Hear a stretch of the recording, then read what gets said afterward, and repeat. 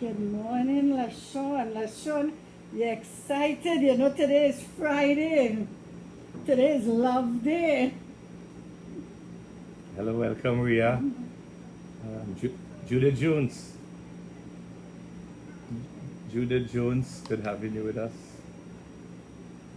Yes. Jean Rampasad, Stacy, and really appreciate having you all on. Shanti, God bless. I want to remind you all, Sunday morning we'll be live streaming from church, and very important message for the body of Christ I'm sharing. We'll have our worship team out. So 9 o'clock Sunday, remember Shade, we are living in urgent times. And Jenny Thomas, welcome. We appreciate you always logging on. Please share, you all share the site with folks. I'm doing the same sharing now.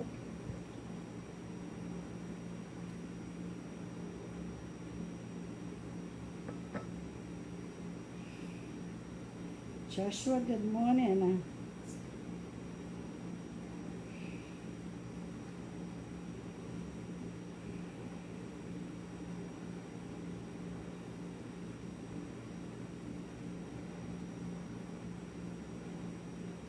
Good morning, Shanti. Lisa Carter, good having you all with us. I'm trying to fix something. All right, I'm still trying to fix something here. Try to log on myself.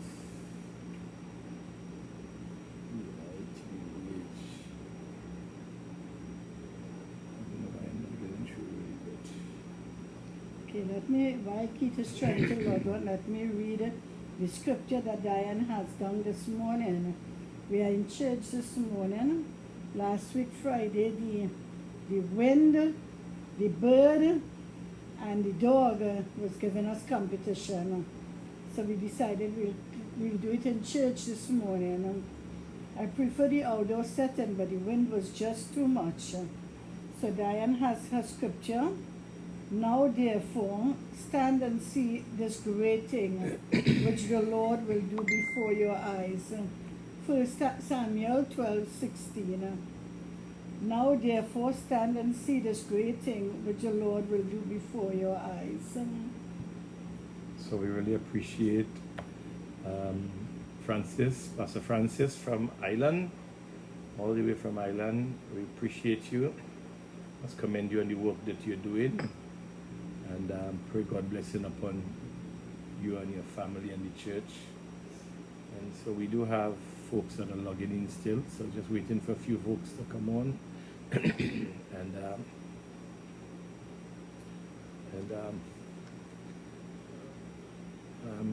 Shana, how are we praying for you and Lester? I know you got back your Facebook site, so we enjoy having you back with us. And Good morning, Rachel. Which Rachel is this one? From Tobago. We have a lot of Rachel. Ria Balgovena. Yeah. Good morning. Today's a good day. We'll be talking on love, marriage, Love. and marriage. Yes, Robbie, an interested topic to listen to. Love. So get your girlfriend, sit down 6 feet apart and listen. That's a good thing for dating, eh? The social distancing for dating is good, so you wouldn't be tempted. Oh, Lord. So, It's a good morning. in marriage, right, LaShawn, in marriage, thank God you're married now. Imagine you have to social distance, and all your guests at your wedding had to wear these masks, and only 6 feet apart, only 5 could turn up for your wedding. What a tragedy for those who have to get married now. It's not a tragedy. It will save a lot of money. You think so? But Yeah, people overemphasize on weddings these days. the joy of celebration. And not the marriage itself. No, well, if it's They spend like thousands of dollars, entertaining. no, but it's good to celebrate. But It's if the good, marriage is but good not and so strong, much. I know some marriages actually collapse within the first year after 70 and 80, 150,000 spending in marriage. But once it's a song marriage, so this social distancing, I don't know how it will work for those who planning to get married. And It will work just fine. all right. Well, you want to start, Rudy? Yeah, yeah. Let me come on a little bit. Okay, let me send it back a little bit so you see No, more. good. Like, good, good. Okay, good morning again. It's always a joy and a privilege to share with you all. I wish I could see your faces, especially when you're sharing on marriage and dating and love. Maybe next week sometime we could do a Zoom with those rockers and tuning in Okay, that will be nice. and we interact. Okay, we could take down their names And the email and okay, that sounds and like a good that's idea. a good idea. We could do a Zoom and we could take all the question live. Everybody get to see all who on the program. Maybe we'll consider that. Okay. Okay, Sati said she had a very small wedding with 8 people and was absolutely terrific. Sati, you can let us know how long you're married. I want to say that, a good marriage is attainable. You don't look at all the negative report. Don't look at, all the marriages that are bad. But focus on the good ones. Focus, on the marriages that you see have excitement in it. They say not everything that looks good is good. But, glean from the good ones. Good morning, Valine. Oh, Sati's married 14 months. So these topics that we are sharing is so relevant for you, Sati, because it's good keys to a good foundation to marriage. Right now, you're still celebrating your honeymoon. Valine is still celebrating her honeymoon. How much? 5 years, Valine? So all 5, 6, 7 I think years. it's a good thing. Tell us how long you're married, and so everybody get an idea. Yeah. And if you're not married, tell us you're single. And So we would keep the single ones in prayer and keep our eyes open for them. for the single ones. But this morning I want to share with us keys to love-lasting marriage. Keith and I have been married 41 years. for going 41 years. Oh, you know what? 41. Next week, Keith will share on love and he will share What? his story. My story. Yes. On remember, everybody's perspective to a story is different. Yeah. So I shared my story. My story could depress everybody. I shared mine. It could depress all these young people. I shared mine 2 weeks ago, and Keith is going to share his own on Friday. Next week. So tune in. Judith Jones says she's married for 54 years, and she and Hollins, when you look at them, you see 2 people so in love. We have some friends, Fred and Betty, and when you look at them, they are married about around the same time too. And when you look at their relationship, there's always excitement. I admire them. They were teenage sweethearts in school. And when I look at their relationship with trust, and I look, how exciting they still are with each other, to me that's inspiration. So that's what I'm talking about. You look at people who have been married for a long time, and you look for what you can glean out of it. Remember, not everything will be perfect. Some things is best you just leave from that couple and just take the things that will strengthen your marriage.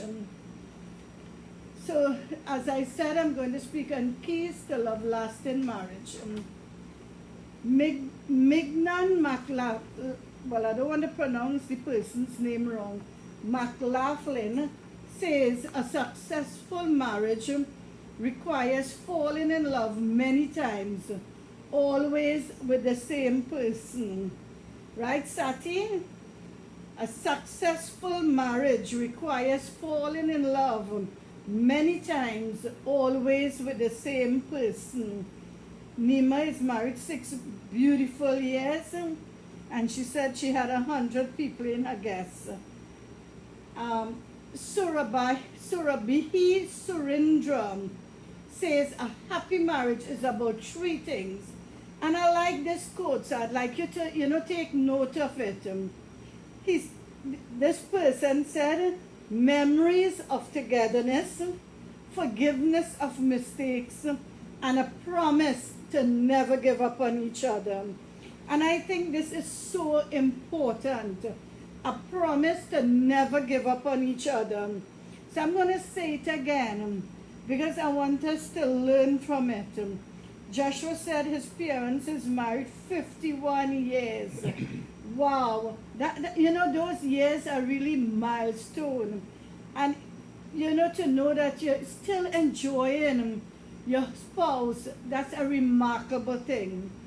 And I'm going to read this again. Surabahi Surendra says, a happy marriage is about three things. Memories of togetherness, forgiveness of mistakes, and a promise to never give up on each other. You young couples, if your spouse is with you, you can probably look to your spouse and say, I will never give up on you. I will never So give up on you. Brian said to Valley, I'll never give up on you. Marriage is made up of complex people, different personalities, some really strong-headed people. Woman was made from the rib of man. She was not created from the head to top him, nor from his feet to be stepped on. She was made from the side to be equal to him, from beneath his arms to be protected by him, near the heart to be loved by him. I'll say that again. Woman was made from the rib of man. She was not created from the head to top him, nor from his feet to be stepped on. She was made from the side to be equal to him, from beneath his arm to be protected by him, near the heart to be loved by him. A marriage is like a garden. If it is to thrive, it must be watered regularly. Keith complains to me that I love plants and I don't water them enough, and I complain to him that he waters it too much. So you have to know just the right amount of water. Special care must be taken into account, the seasons as well as the unpredictable weather. New seeds must be sown and weeds must be pulled out. Similarly, to keeping magic of love alive, we must understand its season and mature love special needs. We must be flexible and adapt to the ongoing changes and seasons of love. Love, trust, and forgiveness, the foundation of marriage. Love, trust, and forgiveness. In marriage, many days will bring happiness, while other days may be sad. But altogether, two hearts can overcome everything. Purpose in your mind that you are going to overcome everything. In marriage, I was reading Zainul how long he's married. Hazel said next week will make her 34 years. I have to not be distracted by these comments. Recollection of past joys, pains, and shared feelings will be the glue that hold everything together. Recollection of past joys, pains, and shared feelings will be the glue that hold everything together. During even the worst and most insecure moments, reaching out to each other as a friend and becoming the confidant and companion that the other one needs is the true magic and beauty of any two people together. It is inspiring in each other a dream of feeling and having a faith in each other and not giving up. even when the odds say to quit. It is allowing each other to be vulnerable, to be himself or herself, even when the opinion or thoughts aren't in total agreement or exactly what you would like them to be.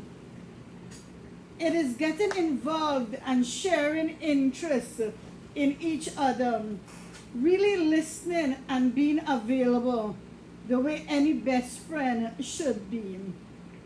3 things need to be remembered in a marriage if it is to be a mutual bond of sharing, caring, and loving throughout life. 1. Love is the strongest and deepest element in all life. The harbinger of hope, of joy, and ecstasy. Love is the freest of the most powerful molder of human destiny. A marriage is built over a lifetime, one block at a time. Kid and I, our marriage is not what it is today because of one day, but it's 40 years of putting one block on top of the other. There are 4 kinds of love: agape, phileo, storge, and eros, and they are all essential in marriage. For a young person, when they talk about love, all they think about is sex. Sex. Am I going to get fed up of sex in the marriage?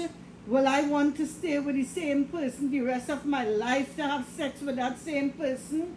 But marriage is not just about having sex. The highest form of love is agape love. It is unconditional love. It loves when all other type of love quit, and cares when there is no apparent reason to love. Filial loves make agape loves enjoyable. It is having tender affection toward your spouse. Filial love is that something that you see in another person that draws you to be their friend. It is one thing to agape love unconditionally. Love someone you don't like because they irritate you.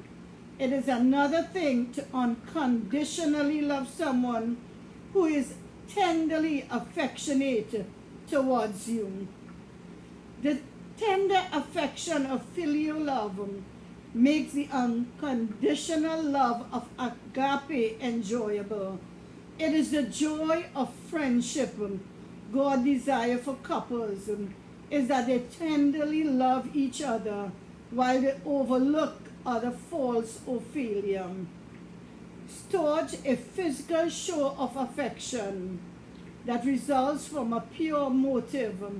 It may be a hug or kiss or another expression of genuine affection. Eros love is needed to make a marriage.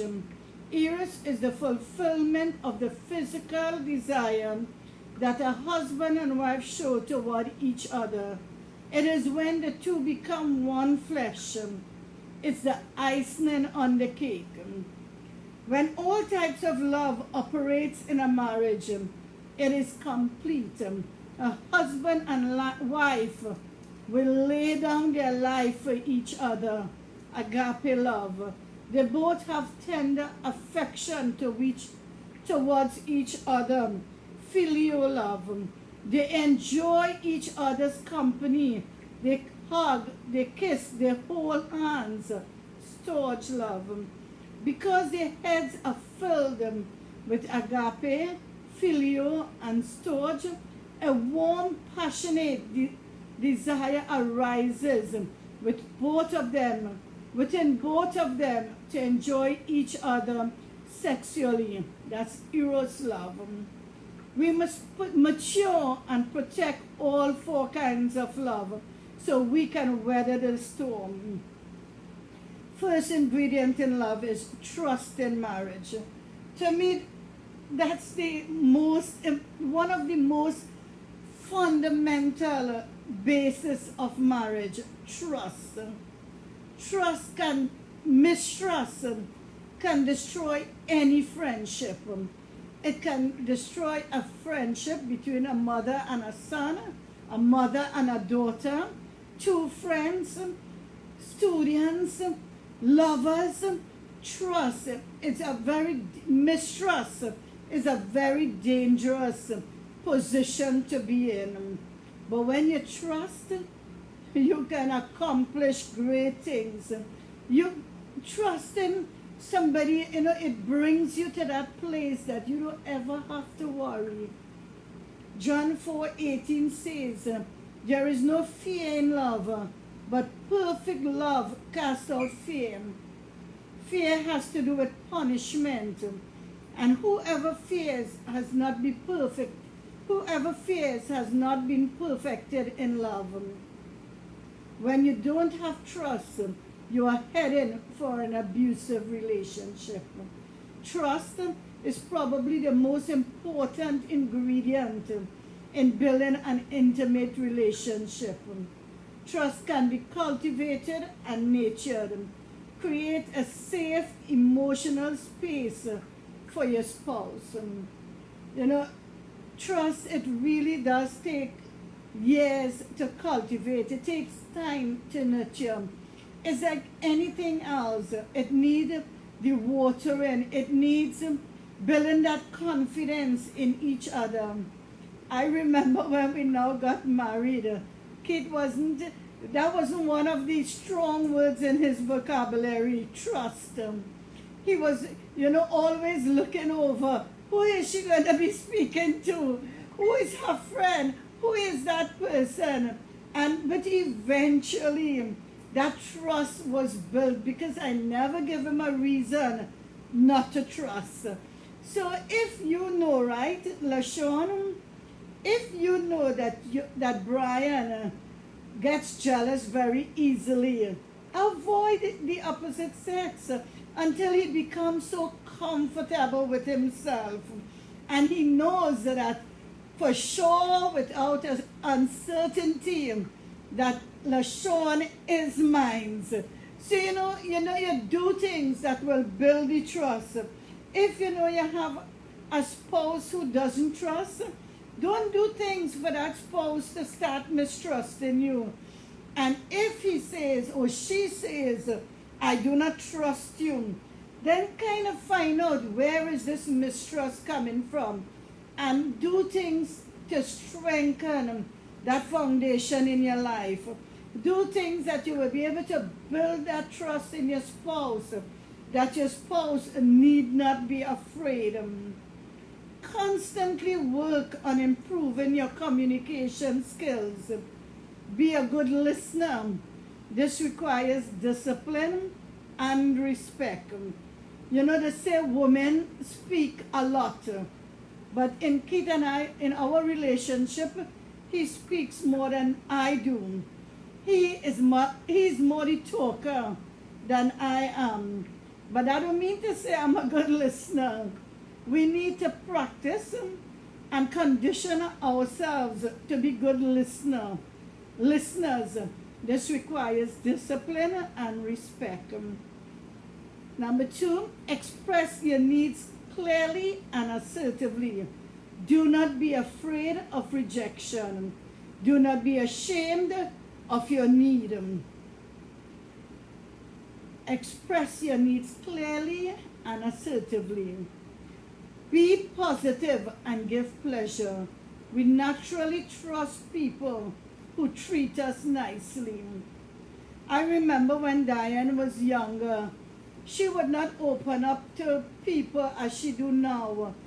She used to be afraid to get close to people, whether they will judge her or whether they would like her, or, if she will do something that they wouldn't want her around. And as people treat her nicely, she started to open up to them.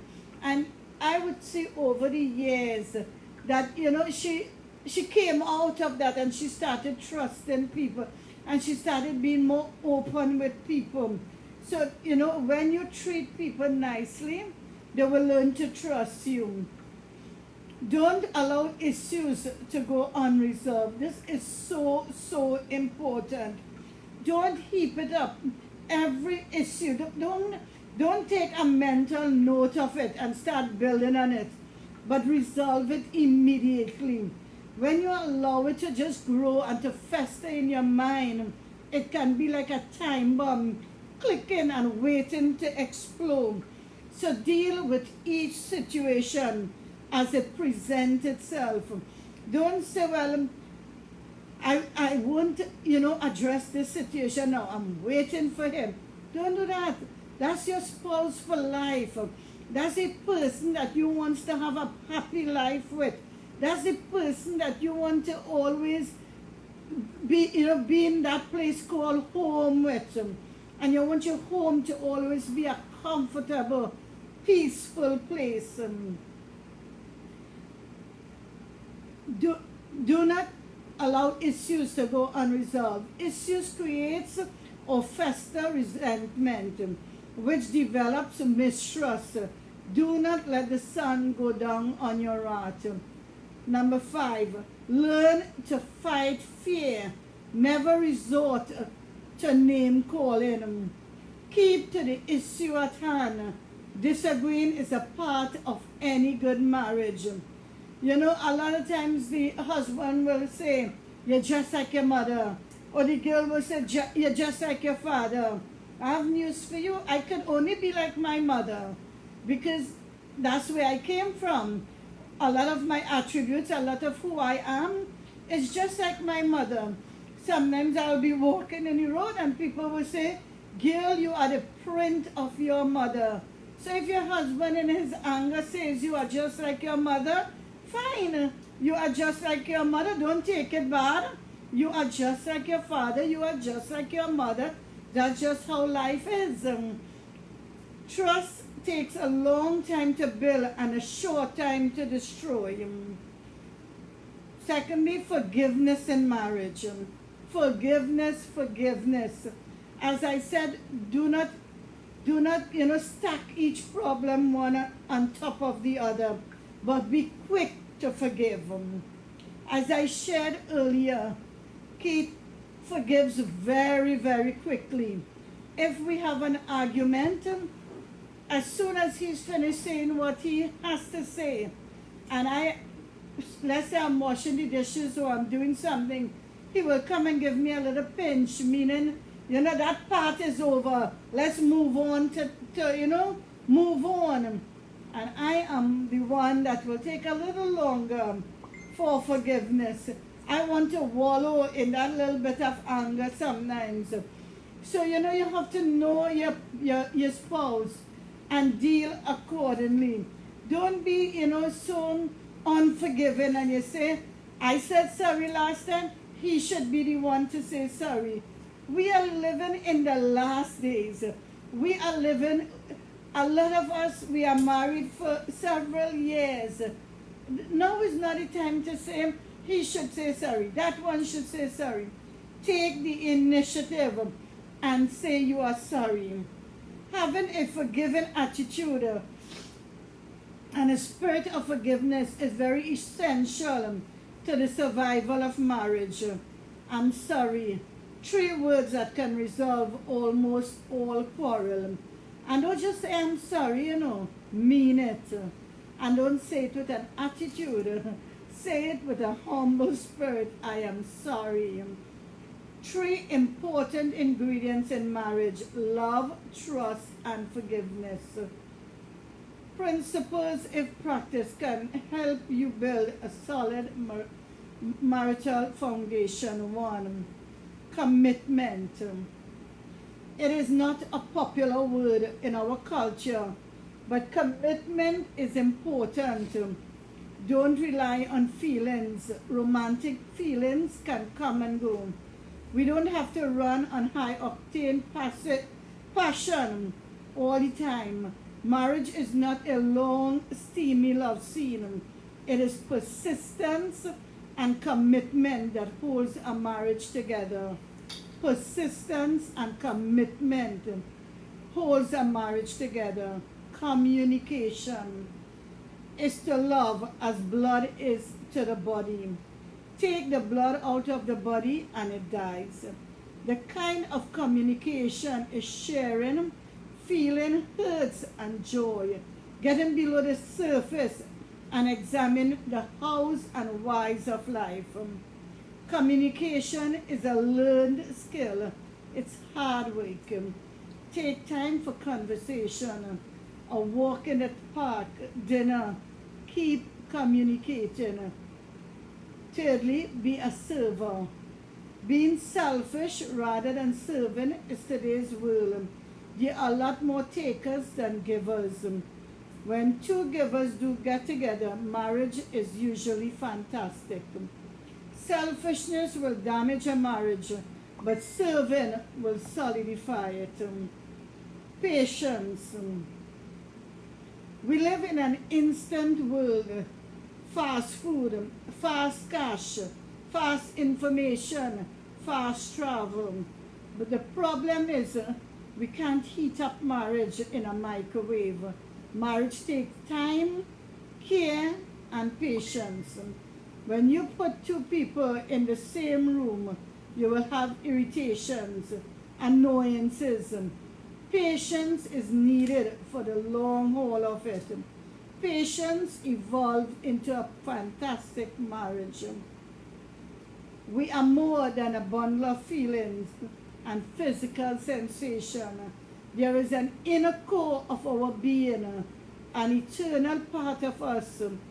We are that represent the deepest, most permanent aspect of marriage. It is shared moral values that hold a husband and wife together. The solid foundation is a fortress against the storm of life. We can turn to God and His Word for direction, guidance, and comfort. In closing, I want to remind us a happy marriage is about three things: memories of togetherness, forgiveness of mistakes, and a promise of never giving up on each other. So I want to encourage you to hold your marriage dear, build on it. You know, just as you will invest in your job, just as how you will invest in anything that you want to acquire in this life, your marriage, your family life is the most important. Imagine coming home to a house that does not have peace, that does not have love, that does not have compassion in it. How miserable a person will be. I want to say to us this morning, now more than ever, we need strong marriages. We need strong families. We need strong communities that we be able to stand up in these last days. This morning, I trust that what I have shared would have been a blessing to you. And you will invest very wisely in your marriage, in your time, your finances. Invest it into your marriage. I want to say also that I think that the times we're living in, with the lock-in and lockdown, marriages are being tested. And how you come out determines how you continue. And so make your marriage a priority. Don't make your work a priority, make your marriage a priority. Second is one chance to live with a spouse is on earth. Secondly, make your family your priority. I believe that family must be essential and important in the society we're living in. We pray that this word from Rodi would have been a blessing to you. And tune in next week. Keith is going to share on love. Yes. Oh Lord. Sunday morning we have 9 o'clock live service from the sanctuary. So tune in. I want to encourage all our RWC people. A word that I really feel impressed to share for the time and the season we're living in, and that you can be conscious fit. And so it is a joy having you with us. God bless you. Have a very, very lovely weekend.